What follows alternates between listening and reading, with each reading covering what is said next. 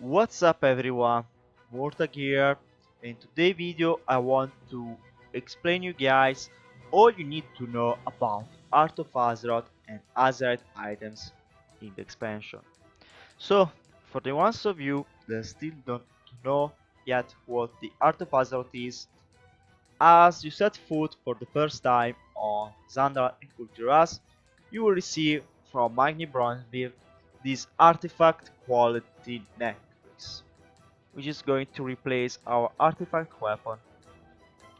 It levels up the same way as we level up our artifact weapon. So we will be rewarded with artifact power from basically all activities we will do while playing. And this track the same way as track right now in Legion. Here on the default UI is still called as artifact power. At BlizzCon they were referring it as azerite. Also, there will be artifact knowledge levels, and they works the same way as they work at in patch 7.3. So every time, so after every weekly reset, our artifact knowledge level will increase, and the artifact power will be directly applied on the necklace instead to receive a token that we have to use in our deck, which is a cool quality of life change I have. But the similarities with the artifact weapon ends here because when you increase the level of the Art of Hazard, will not receive new traits, but it will just increase his item level. So a level 6 Art of Hazard, as I have right now, have an item level of 285, which makes it look like some leveling gear. But what is the first effect of Hearth of Azeroth?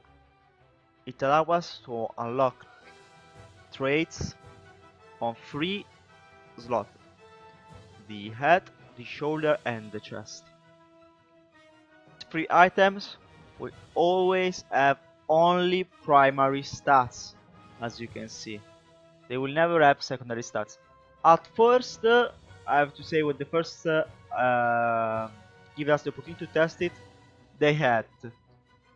But they've decided to give us not, because our secondary stats were becoming too much important, and how much we are going to have like 80, 100, lots of too much on that stats at the end of expansion. So I don't want to make it over floating too much. So the traits of the asset items will be different from based on the zone, the dungeon, the raid where you acquired that item.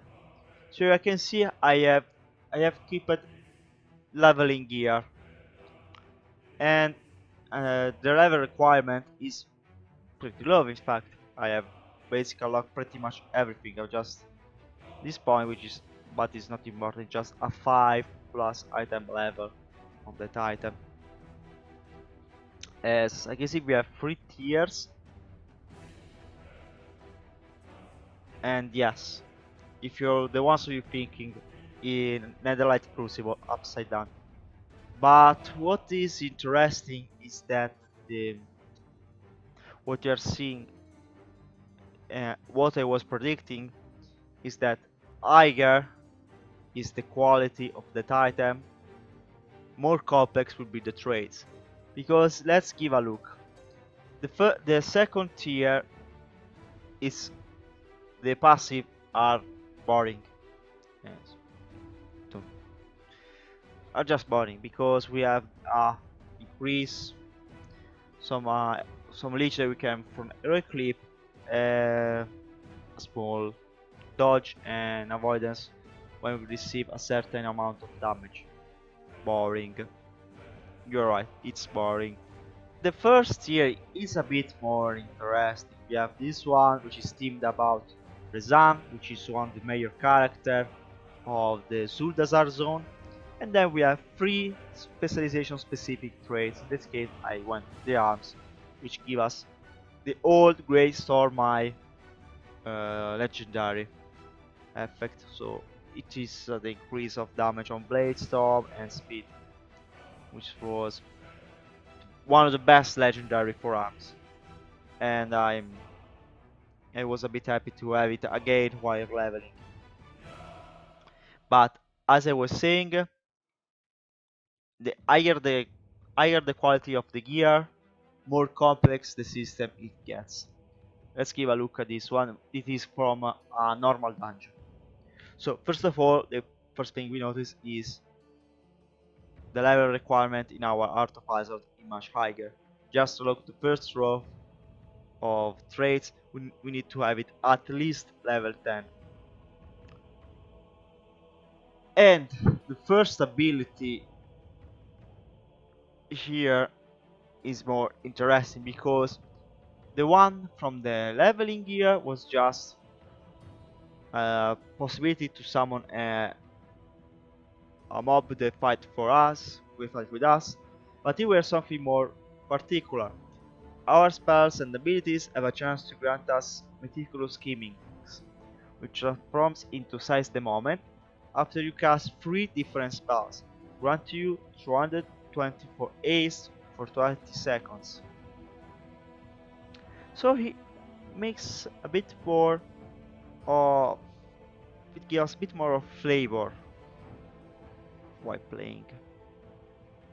And then we have other class specific, so we have one for example that increases the damage of Mortal Strike up to 2 times, which could come in handy with a build with sudden death that makes give us a lot more of execute procs during the fight.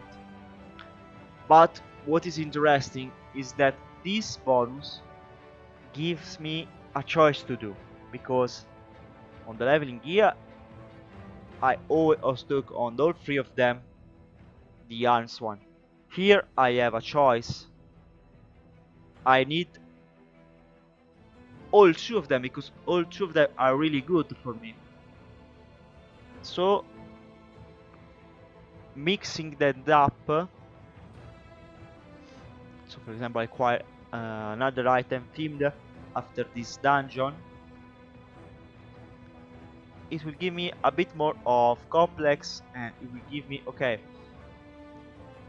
I have to first generate this buff, then I have execute up, then I have to be sure to cast those 2 mortar strikes before their buff went down. So as you can see right now, it is the chance, it adds complexity to the class and give us a choice, because also these traits we can respect it, and we can respect it with gold as was the old talent system. But also the second tier is interesting, because here we have one for PvP, when standing mobilized or knocked back, we receive a small heal, or when we are surrounded by 4 or more enemies, we gain an absorb shields. These 2 are more interesting compared to the ones that we found on the leveling gear.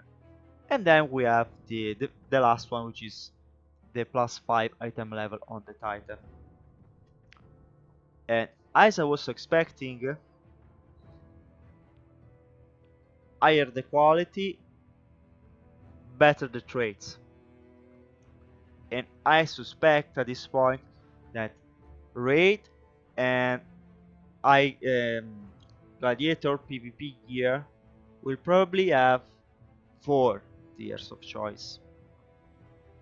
This is interesting because what is Blizzard doing by removing tier sets is making us giving the opportunity and the choice to create sets of item for every occasion without having tiers and being the Hearth of Azeroth good for every spec, so we don't have to empower it again for every specialization. give us the opportunity to create assets for Mythic Plus, asset for PvP, asset to raid, and we have the opportunity to also respec it based on the encounter we're going to face. We will have an encounter with lots of ads, and our healers are having problem tracking it up. We will go with this one. We have problems. Maybe the boss have a powerful stun. They block us. We will go with the with the ones that heals back when we are incapacitated, area stunned. So I have to contradict the voice that say that probably our class will be boring to play battle for us. We will have lots of dynamics, and it will be more dynamic, this system. And I can't wait to acquire some right quality gear after we allow us to test normal and red final gear. Usually during tests you acquire gear from those, not from heroic tests, which are the first one where you need to test a bit more mechanics and how things work properly. So that's all you need to know about the Hearth of Azeroth. There is complexity in it, I have to say. There is dynamics, and I can't wait to be on live and to create more complex build of where we progress through the expansion. Thank you very much for watching, and I hope to see you soon in the next video. Bye bye.